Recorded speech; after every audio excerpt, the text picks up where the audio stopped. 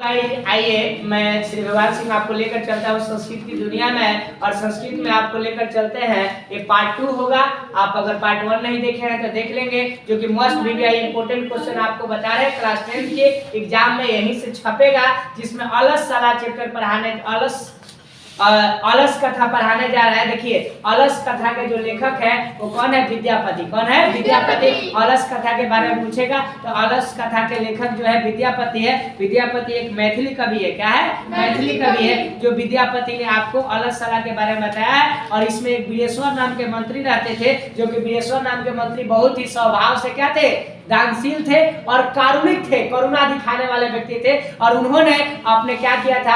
अलस साला आलसियों के लिए अलस साला खोल रखा था, और आलसियों को फ्री में मतलब मुफ्त में क्या देते थे? भोजन देते थे। और उन्हें रखते थे, यहाँ तक भोजन तक ही नहीं, उनके वस्त्र तक देते थे। और इन आलसियों के सुख सुविधा को देखते हुए बहुत सारे नियोगी पुरुष जो है वो क्या बन जाते हैं? वो आलसी बन जाते हैं। कहते हैं कि भाई काम करने से क्या फायदा, जब क्या है जी ऐसा ही मुफ्त में मिल रहा है ना। और ये जो इसी को देखते हुए वीरेश्वर नाम के मंत्री सोचे, एक उपाय सोचे कि कोई उपाय लगाया जाए कि जो बनावटी लोग जो आलसी बने हैं, जो नियोगी पुरुष भी जो आलसी बने हैं, उन लोगों को क्या कर दिया जाए? छटैया कर दिया जाए। इसलिए अलस साला में क्या कर दी गई? आग लगा दी गई। कितना? अलस साला में आग लगा दी। बताइएगा, आप लोगों को पढ़ाए हैं, नहीं तो फिर कुटाई करेंगे। अलस साला में आग लगा दी गई। तो अलस साला में आग लगा दी गई तो पहला आलसी क्या बोला कि ओ किम कोला हाला, यानी क्या हाला हो रहा है। दूसरा क्या बोला? लगता है दूसरा बोला कि अलस साला में आग लग गई है। तो तीसरा क्या बोला कि अरे नहीं, तीसरा बोला कि अरे बच्चा लोग क्या बकबक कर रहे हो, चुपचाप सो, जन होगा तो देखा जाएगा। और चौथा बोला कि अरे कोई जो होगा, कोई नियोगी पुरुष है, कोई ऐसा नियोगी पुरुष होगा जो हमारे शरीर पर भीगा हुआ वस्त्र मोटा सा ला करके क्या करेगा? डाल देगा, और हम लोग इसमें क्या हो जाएंगे? बच जाएंगे। जब इनकी बात को जब वहाँ के जो मंत्री लोगों ने सुना, तब देखे कि ये सब जो है रियल में ये 4 गो आलसी है। अब बाकी लोग जो उसमें नियोगी पुरुष लोग जो बनावटी आलसी बने थे, जैसे ही अलस साला में आग लगी, कहे कि भागो भागो, अलस साला में आग लगी है, वो लोग भाग गए। और बाकी ये 4 गो रियल में आलसी जो बच गया, उसको वहां पर अलस साला से उसके बाल को पकड़कर खींचकर बाहर निकाला गया। और इसके बाद अलस साला को पुनः से बनाया गया, और उनको वस्त्र और भोजन और कपड़ा उनको क्या दिया गया?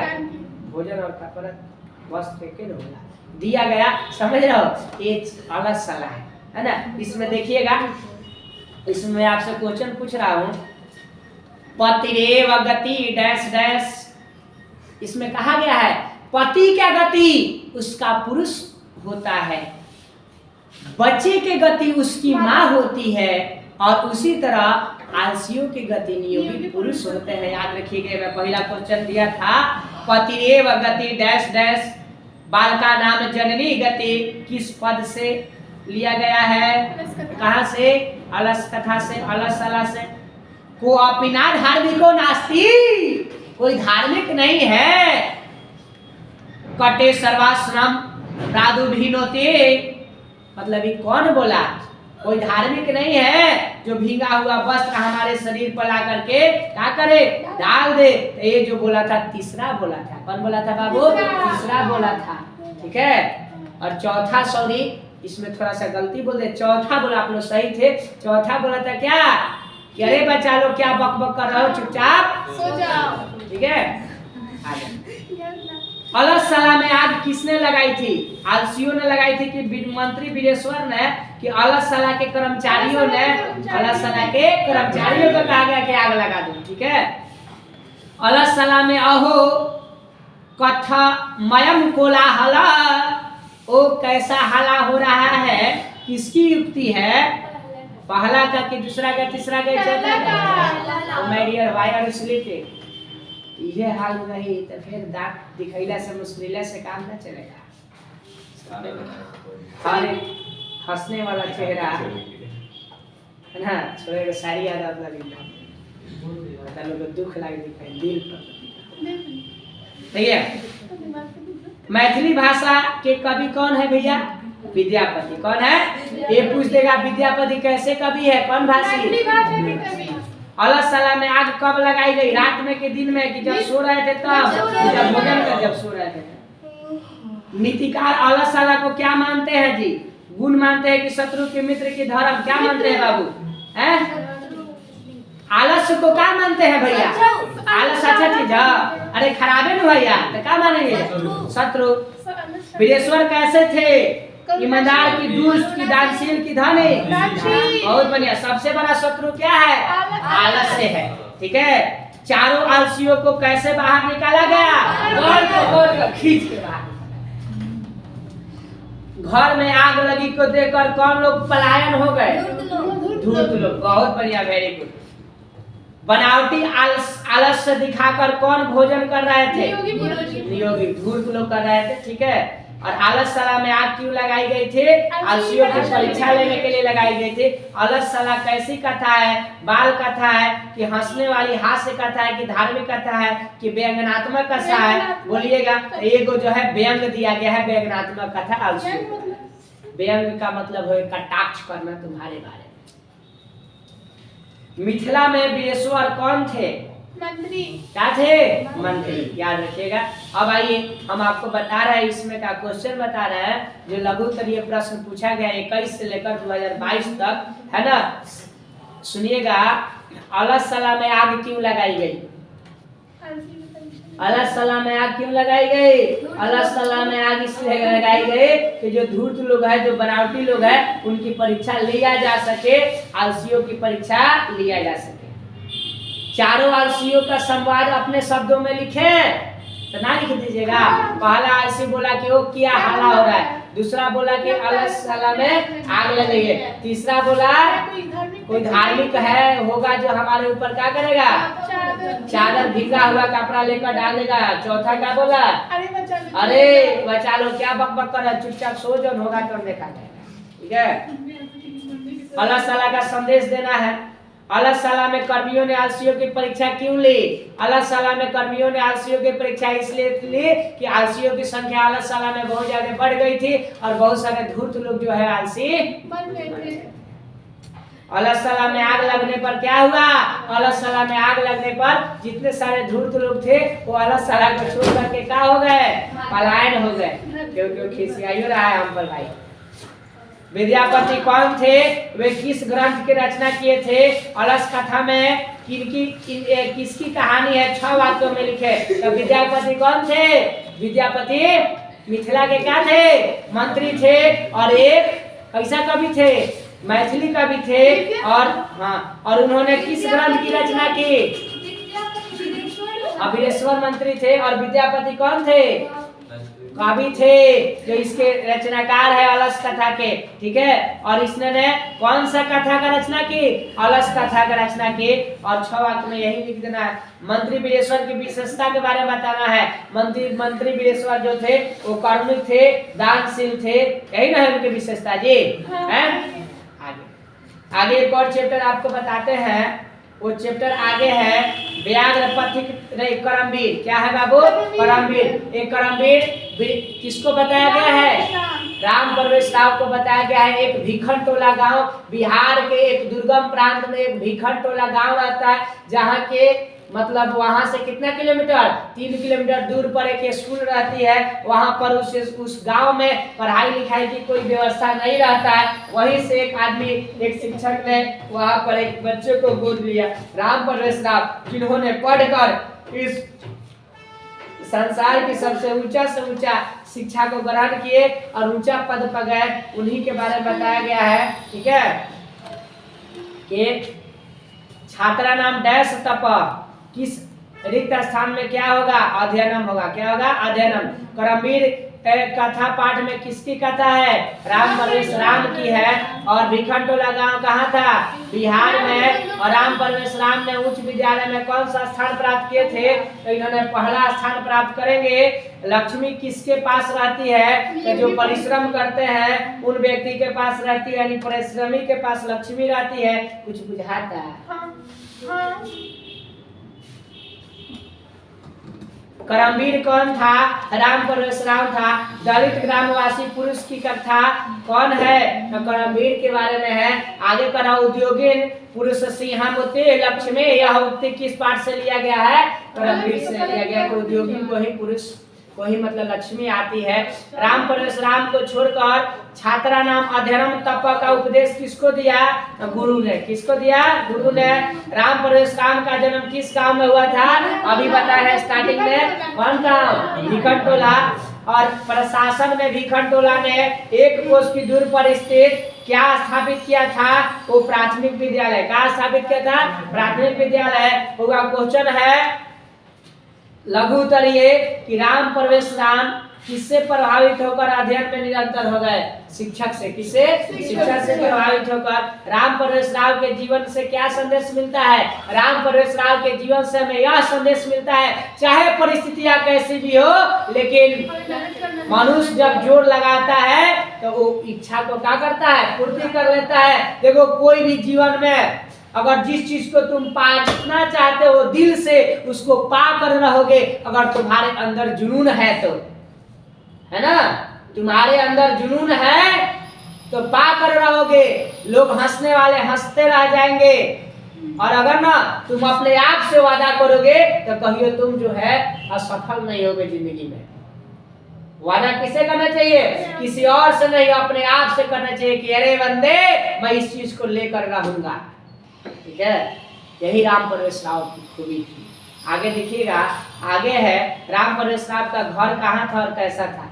राम परशुराम का घर कहाँ था? भीखनटोला गांव में था, एक दुर्गम गांव में था। और एक गांव जो था वो क्या था? उसका घर कैसा था? एक झोपड़ी पट्टी का घर था, जो कि उनका घर एकदम क्या था? टूटा फूटा उनका घर था, मतलब वो फूस का घर था। ठीक है जी, मतलब फूस मतलब घास फूस का, जो मरई टाटी का घर बोलते हैं।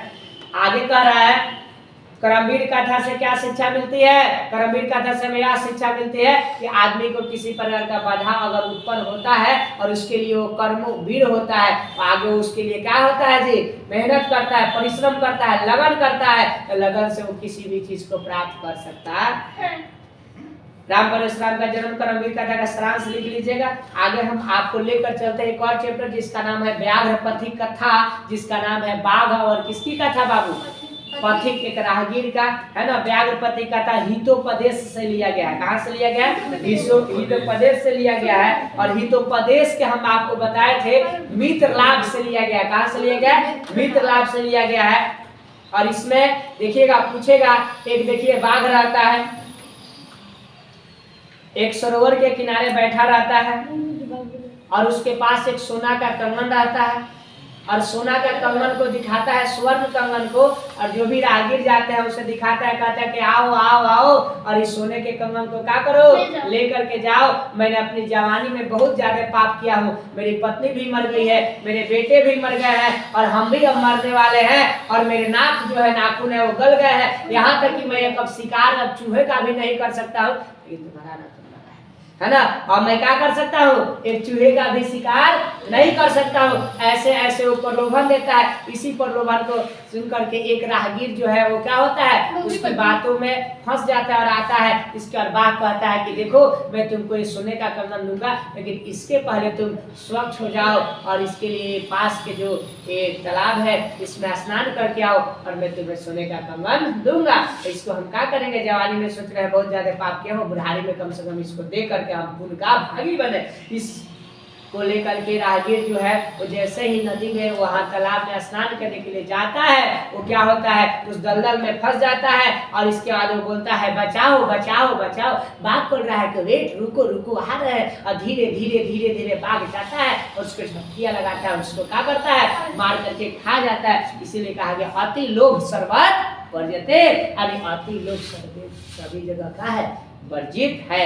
ये बालक को ये सुनाने के लिए कथा है ये। ठीक है, इदम स्वर्ण कंगनम गृहण ताम, यह उक्ति किसमें से लिया गया है?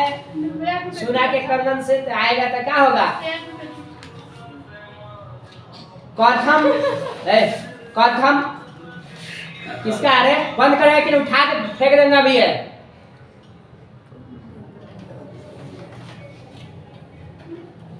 सुना रहा है?